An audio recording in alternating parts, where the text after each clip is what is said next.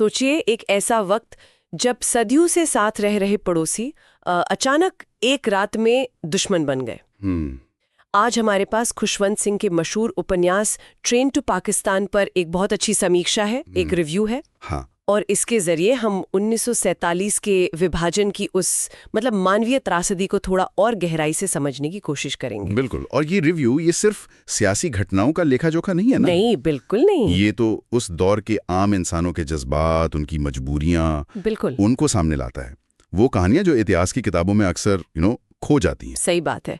तो आज हमारा मकसद यही है कि इस रिव्यू के आईने में उपन्यास के जरूरी पहलुओं को देखें, हाँ। उसके किरदारों को समझें और वो जो गहरे संदेश है उनको टटोलें। और ये भी कि ये बातें आज भी क्यों जरूरी हैं, क्यों प्रासंगिक हैं। हाँ, तो कहानी हमें ले जाती है मानो माजरा। एक काल्पनिक गांव है, हाँ। बॉर्डर के पास, सतलुज नदी के किनारे, मानो माजरा, जहां बंटवारे से पहले, जैसा आपने कहा, सिख और मुसलमान पीढ़ियों से साथ रहते आए थे। बिल्कुल। वो गांव रिव्यू के हिसाब से उस मिली-जुली तहजीब, उस भाईचारे का प्रतीक था जो बस बिखरने ही वाला था। और वो बिखराव शुरू होता है एक बहुत ही खौफनाक घटना से। जब गांव के स्टेशन पर एक ट्रेन आती है, लाशों से भरी हुई। हाँ, मारे गए सिखों की लाशें। वो ट्रेन जैसे पहली दस्तक थी उस नफरत की जब गांव तक पहुंच गई थी। और बस यहीं से वो दरारें पड़नी शुरू होती हैं जो पहले शायद थी ही नहीं। हाँ, रिव्यू यही कहता है, बहुत जल्द गांव के मुसलमानों पर भी दबाव बनने लगता है कि वो गांव छोड़ दें। बदले का डर, हिंसा का माहौल। हाँ, वो डर हवा में महसूस होने लगता है।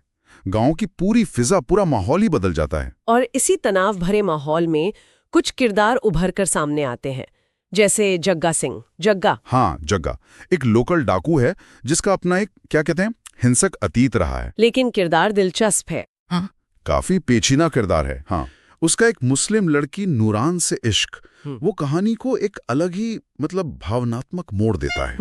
और मजे की बात यह है, जैसा रिव्यू में भी बताया गया है, कि कैसे ये डाकू हालात के चलते एक तरह का अनपेक्षित हीरो बन जाता है। सही है। और फिर दूसरी तरफ है इकबाल सिंह। इकबाल, वो पढ़ा लिखा, पश्चिमी तालीम वाला सोशल वर्कर। हाँ, जो शांति और बातचीत की बातें करता है। इकबाल शायद उस पढ़े लिखे आदर्शवादी तबके को दिखाता है जो जमीनी हकीकत से थोड़ा कटा हुआ सा लगता है। बातें अच्छी है, पर हाँ, रिव्यू यही बताता है कि जब संकट आता है तो उसके नेक इरादे एक्शन में नहीं बदल पाते।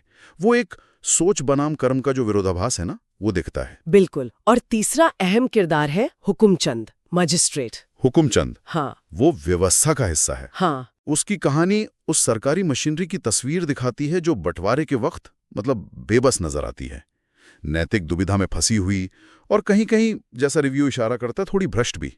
तो ये तीनों किरदार, जग्गा, इकबाल, हुकुमचंद, हाँ, ये तीनों जैसे समाज के अलग अलग चेहरे दिखाते हैं। एक आम बागी सा आदमी, एक बुद्धिजीवी, एक अधिकारी, और ये कि कैसे सब इस उथल पुथल से अपने अपने तरीके से निपटते हैं। जाहिर है उपन्यास का और इस रिव्यू का एक बड़ा मुद्दा तो विभाजन और उससे पैदा हुआ सांप्रदायिक तनाव है। बिल्कुल।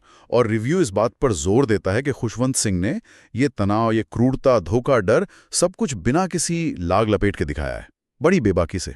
लेकिन क्या सिर्फ अंधेरा ही है या कुछ उम्मीद भी? नहीं, उम्मीद भी है। अंधेरे के बीच इंसानियत की किरणें भी हैं, करुणा, हिम्मत, ऐसे पल भी आते हैं कहानी में। जैसे शायद जग्गा और नूरान की प्रेम कहानी। हाँ, बिल्कुल। उनका इश्क उस नफरत भरे माहौल में एक तरह से ताजी हवा का झोंका है। और जग्गा का जो अंत में बलिदान है। हाँ, रिव्यू के मुताबिक जग्गा का वो आखिरी काम सांप्रदायिक जहर पर इंसानियत की जीत जैसा है। वो प्रेम और बलिदान की एक बहुत यादगार मिसाल बन जाता है। ये हमें उस ज्यादा बड़े और सच कहूं तो दर्दनाक थीम पर ले आता है कि कैसे इंसान एकदम से बदल जाता है। हाँ, कैसे इंसानियत खो जाती है, पड़ोसी पड़ोसी का दुश्मन बन जाता है। रिव्यू इसी बात को उभारता है, कैसे सियासी और मजहबी नफरत लोगों के दिलो दिमाग पर हावी हो जाती है, उनसे हमदर्दी छीन लेती है। ये दिखाता है कि कैसे वो जो भीड़ का पागलपन होता है ना, वो अच्छे भले इंसान की अच्छाई पर भी पर्दा डाल सकता है। और शायद इसीलिए इकबाल की निष्क्रियता और जग्गा की हरकत का जो फर्क है वो इतना अहम है। बिल्कुल। मुश्किल वक्त में सिर्फ इरादे काफी नहीं होते, शायद कर्म ज्यादा जरूरी हो जाते हैं। अच्छा, खुशवंत सिंह के लिखने के अंदाज के बारे में रिव्यू में क्या खास बात कही गई है? उनकी भाषा बहुत सीधी, साफ और कहीं कहीं तो क्रूर ईमानदारी वाली। अच्छा, वो इमोशनल करने की कोशिश नहीं करते। ज्यादा नहीं, वो जज्बात उभारने के बजाय तथ्यों को जैसी हैं वैसी सच्चाई को सामने रखते हैं, और शायद इसी वजह से उस दौर की भयावहता और ज्यादा असर करती है। और हाँ, ट्रेन का जिक्र जरूरी है।